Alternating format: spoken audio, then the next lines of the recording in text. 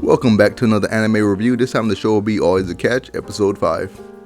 Now, the one thing I know about the show is that it will never let me down. I mean, like, it will never not put a smile on my face.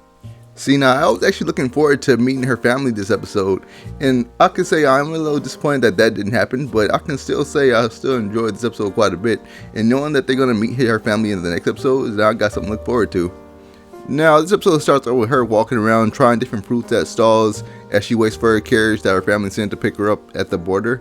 And I was wondering who's going to be there to escort her back to her own kingdom and back to her own mansion.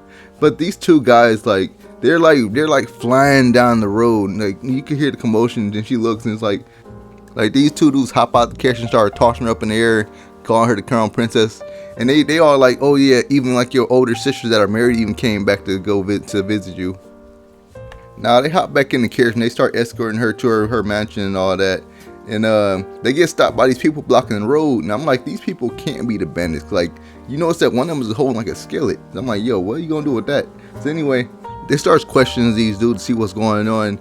And the guys, they say that they're trying to get arrested to go to like the royal castle because apparently the chief's daughter, she went missing or something like that, and they're trying to find out where she is. But the lord of the land, it's like some count, but they're not doing anything. They're not sending out any guards to go look for her. So they gotta do what they gotta do. So Maria hands them her handkerchief to help them out, and because she's like, oh, if you take this to like the royal castle, they'll recognize it, so you might get some help that way. And right after that happened, that's when they hear a scream and notice that dude's getting robbed who's riding the carriage, and he has some stuff that belongs to a noble.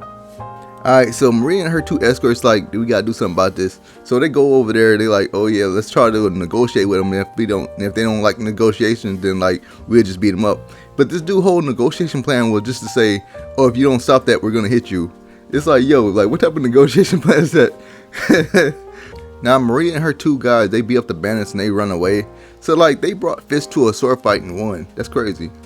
So they untie the dude that was getting robbed and they help him out with his carriage and all that. And he's all like, who are y'all? And then they all like, don't worry about that. So Maria and her two escorts leave and they finally arrive back to her domain and they go up to her mansion, and that's basically where the episode ends.